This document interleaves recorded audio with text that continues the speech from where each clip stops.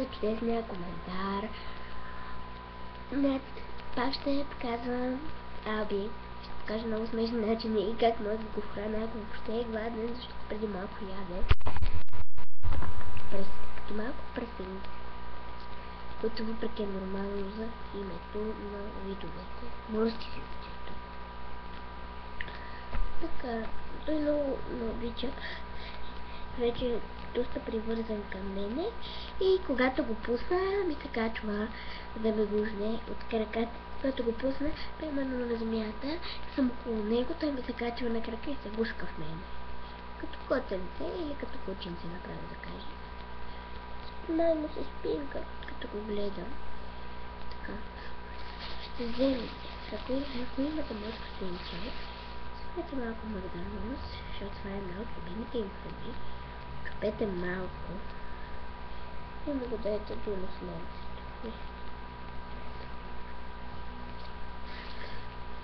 Момент.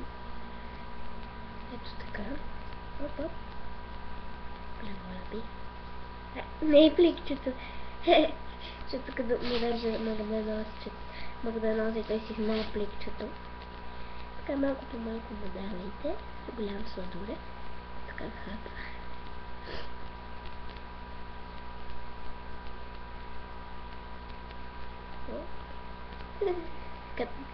Като им пипате на след те си повдигат главичката, защото не е много приятно, само че когато ме гризне лекичко, не ми е много приятно, защото той така обаче ме закача и аз лекичко го закачам по този начин. Може да си го позволите, примерно един много пъти на ден, да му правите това с носленцето. Ако го правите много пъти, ще му се сване главичката и няма да може да яде както трябва. А това е лошо.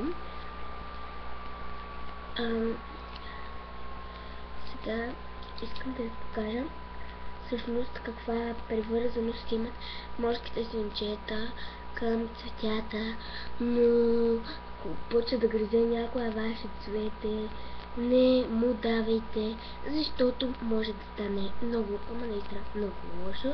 Аз за разпускане забравям всъщност на музика.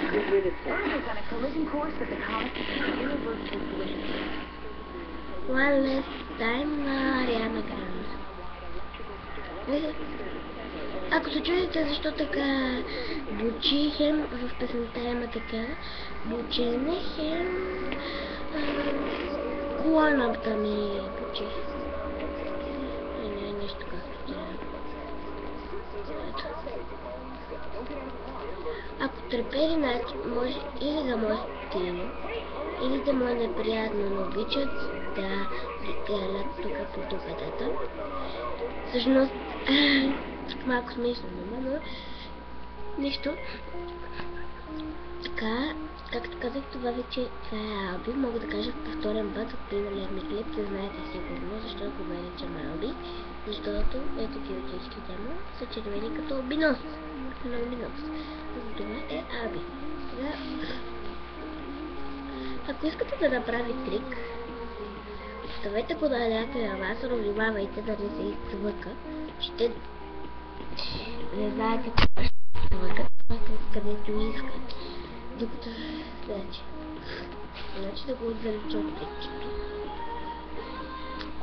И го отчупва едно дебело парче и правят така. Айде, Аби, айде! Гризна ме! Не кабела, Аби, не кабела! Тук имам един кабел и обича да ги гризе. Аби, Аби!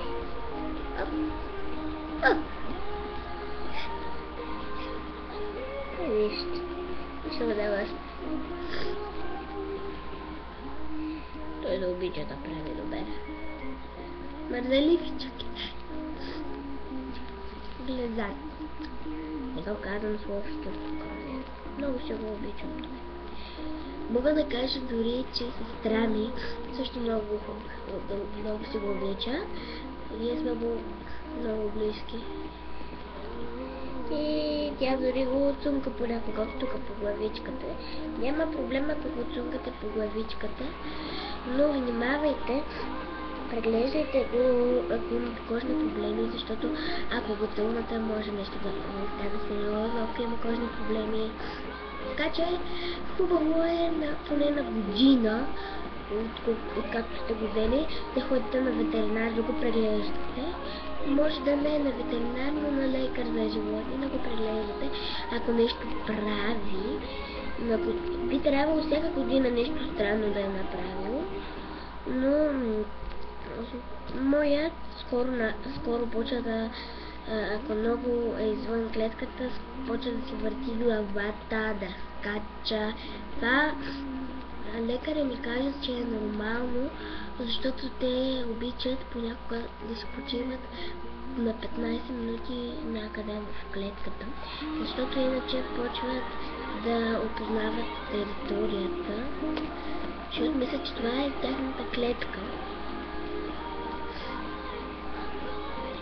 Така че не се чудете, ако си имате някакви случаи, да ми помогна, защото да се плаща ветеринарна, зависи в коя всъщност ветеринарна болница сте, да се плаща.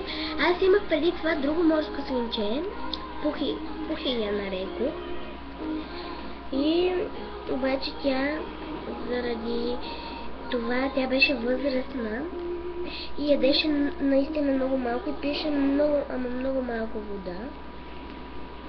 И заради това се наложи да я оставяме в ветеринарната болница на зоопарка. Се оказа, че има парализа на задните две крачета, което изобщо не е хубаво. Сега пусна Baby Eye. Тази песен не съм я слушала.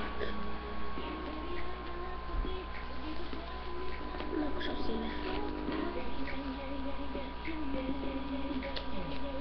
Храна си глаби. Той направо от ръката. Не цялото, Аби не цялото. Не му давайте цялото, защото иначе ще го заболи коремчето. Има всъщност, има вероятност да го заболи корема. Не си мислете, че няма как да го заболи корема, защото е малко животинче. Всъщност дори това нас не боли по-малко корема, него ще го заболи 3 пъти повече, отколкото нас не боли корема, защото е много древно животинче, може да му станат много неща.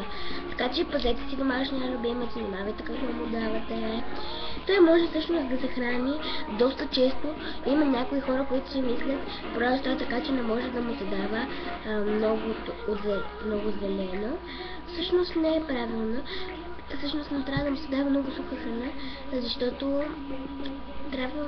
трябват му повече естествени храни, но не взимайте много често краставици и такива неща, защото тези неща абсолютно е забранено. Най-много едно такова резенче краставичка обелена, защото те са хубаво, може малко повече, ако са домашни краставици тук от градината, но защото те се внасят и се пръскат с много неща, е опасно да ги ядат, така че това може да се дава в много повече количества. Трябва да внимавате с сухата храна, каква избирате.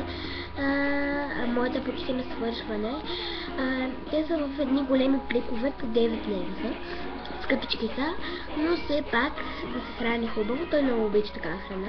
И всъщност трябва да гледате купичката дали я изсипва, защото ако я изсипва, това е лошо, значи че му е висока. Аз сега в момента търся някъде дали има такава купичка, която се закрепя за клетката, да не я разсипва всеки път, защото иначе после не яде това, което е паднало. Те всъщност много обичат тази част. Майте да не ви гризна пръст, защото моята мъжки, те всъщност повече гризат, женските много малко гризат. И ако искате да ги размножите, няма проблем, но трябва да са на еднакви годинки, подобни на еднакви годинки. Значи моята е на почти една годинка. В края на февруари ще става на една годинка.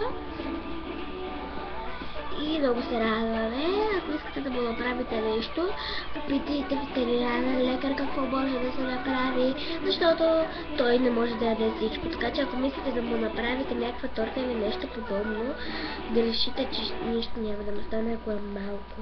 Дори от една хапчица е много лошо да се пробва, защото иначе от една хапчица дори да е, повтарям, дори да е една хапчица е лошо, защото примерно сметаната изобщо не може да яде захар. Примерно сметаната, ако някак се направите,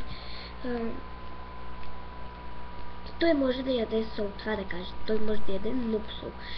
Аз имам едно такова сол, такова като огромно розово хапче сол, който той си го ближи, защото му е нужна сол. Или ако не искате да го купувате от големите, морското десенче, просто поразсейте ето това. Ето такова, със съвсем малко сол. Ако му дадете, да му дадете, момент пусне грешната песен. Така. И пак казвам, това клипче е посветено. Има малко камерата, тук виждате, на Виктория, която много благодаря за чудесния коментар. Ще кажа и фамилията. Виктория Бубнова.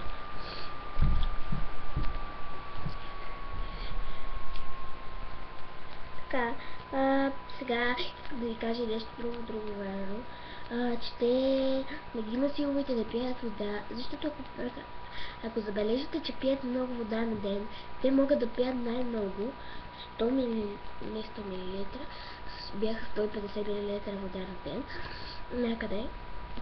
Най-много в края случай, ако са страшно жадни, но не му давайте много вода, ако му давате зеленчуци.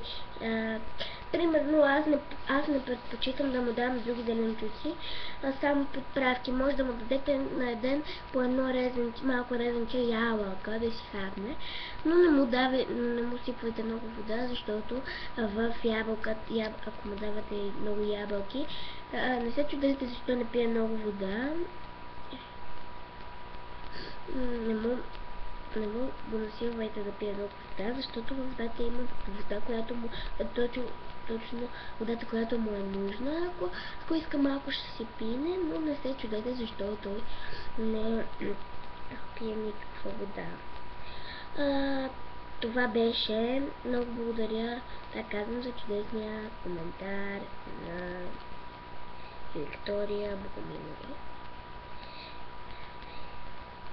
Любомирово, бърка се, не Богомилова, а Любомилова. И това беше. Ако искате, гледайте и други мои клипчета.